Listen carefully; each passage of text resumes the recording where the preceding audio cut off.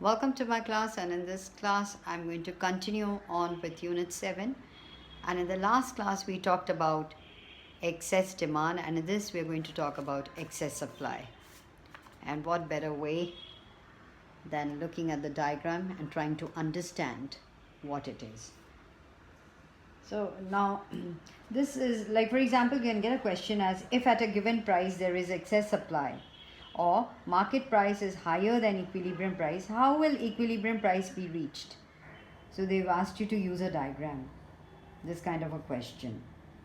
Alright, so let's just come to this diagram straight away. So in the figure, what do we see? That OP is the equilibrium price and OP1 is the market price. Now at OP1 price, quantity supplied is OQ2 and quantity demanded is OQ1. So yes, you're right, there is excess supply equal to AB is equal to OQ2 minus OQ1. Now this will lead to competition among sellers. Price will fall, leading to fall in supply and rise in demand as shown by arrows along demand and supply curves.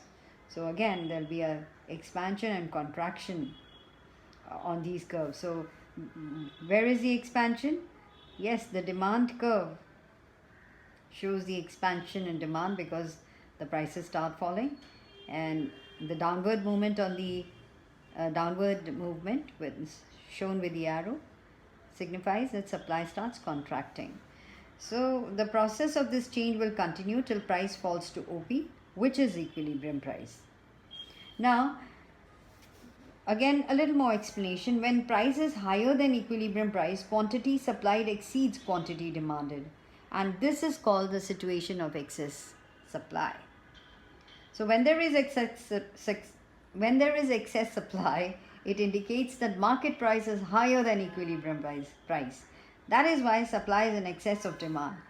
But this price again cannot continue. It cannot continue for long because sellers will not be able to sell what they want to sell. So the pressure of excess supply will push the market prices downwards. This will have two effects. On the one hand, supply will go down because suppliers are willing to supply less at a lower price, and on the other hand, demand will go up because buyers are willing to buy more at a lower price. So this tendency of supply going down and demand going up will continue till market price becomes equal to market supply. Thus, excess supply will be wiped out and equilibrium price will be restored, as you can see in the diagram.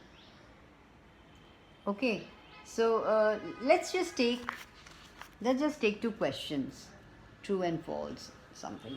So for example, now so there's this question that excess supply of a commodity exists when its price is greater than equilibrium price, true or false? So so for example, how will you say that? What is it? So once again, let me just repeat. Excess supply of a commodity exists when its price is greater than equilibrium price. True or false? Yes, it is true, right? Okay. So yes, you can also talk about that a fall in the price of tea will cause decrease in demand for its substitute good coffee, as it makes coffee relatively expensive. The sellers of coffee will not be able to sell what they want to sell. Case of excess supply. Further, above cited chain of effects will take place. As a result, equilibrium price of coffee will fall. Now again, let's just take the second one. When equilibrium price of good is less than its market price, there will be competition among the sellers. True or false? The statement is true because when market price is greater than equilibrium price,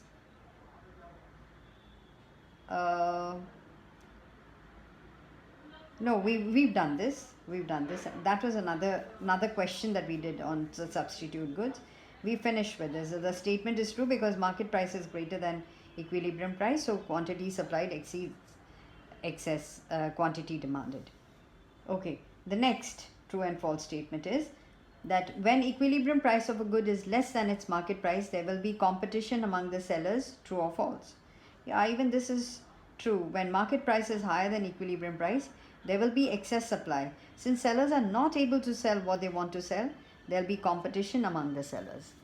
So here they are talking about competition. Will there be competition among the sellers? Yes, of course, there will be. So the question that we did was, how will a fall in price of tea affect equilibrium price of coffee?